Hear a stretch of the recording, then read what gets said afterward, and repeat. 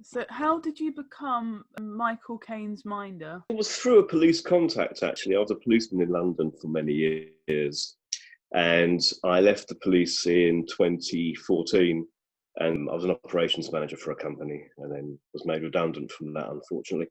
And then a friend of mine, she is a current police officer. She's also Michael Caine's physiotherapist. She texted me and said, "Are you free?" I said, "Yeah, I'm free."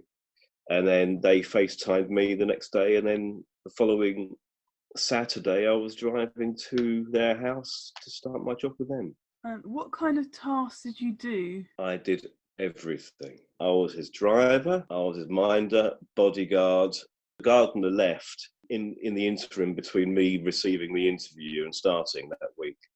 So they asked me if I could do a bit of gardening. I said, "Yeah, I've had a garden before in London, so it's fine." Not knowing that they had 28 acres. I was asked to do the gardening there, which was a bit of a bolt out the blue and a massive learning curve. I was the housekeeping manager. They had a team of housekeepers, and I managed them and liaison with contractors and taking him shopping, etc.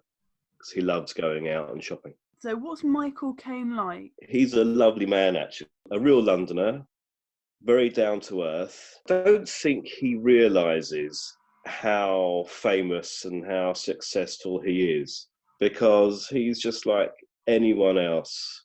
He'll sit next to me in the car and we chat about everything. We chat about things which friends would chat with me about, you know, and we were basically just like two grumpy old men in the car, really. He always said to me, "Simon, I'm just very lucky. I've just been very lucky in life. Nothing more than that." Great sense of humour, still very sprightly, very quick with the jokes, and just good fun. A really nice chap, easygoing person. Do you have any funny stories? A funny story, we were in a supermarket once, just going around buying the usual groceries as we did together 2 or 3 times a week. And we turned into an aisle. These two ladies were trying to reach a box of cereal from the top shelf, and they couldn't reach it. They were shorter than the actual shelf. And I heard them say to each other, "Oh, we need a man to get this for us." And quick as a flash, he said to them, really loud in his booming voice, "You need to be 7 foot tall to eat those." And he just walked on. And that always stays with me.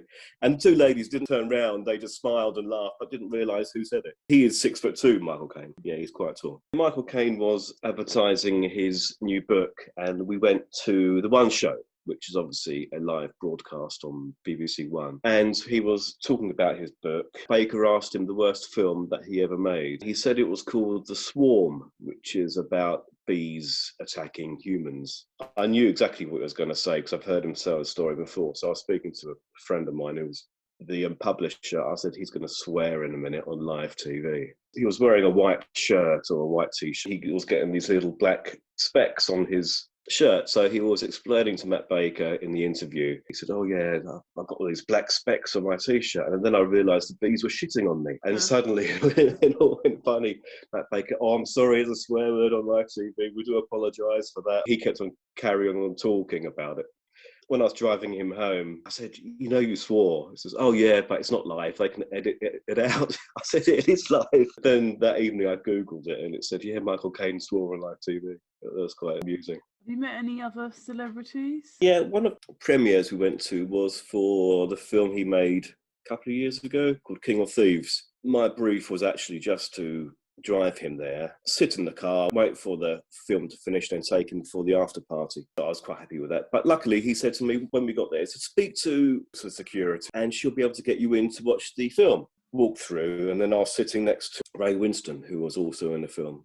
And I think he brought his wife and his daughter with him. And I only had a brief conversation with him, and he was very down to earth, very nice chap. And it sort of breaks the ice when they realise that I work for Michael Caine. I took him to the Jonathan Ross show where I met David Williams, and he only said hello to me, didn't say anything else, but I was a bit starstruck.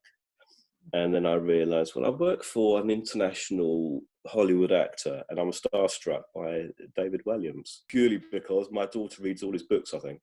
Anything else you'd like to say? Yeah, he's taught me a lot, Michael Caine, in my life. I mean, I was only with him for a few years, He sees everything as a positive. He can turn a negative into a solution. And he really taught me how to be more positive in life, actually. I only left there for one reason only, purely because they're selling the house and I lived with him, so I left. But I do miss him, and apparently he misses me. Thank you for the interview.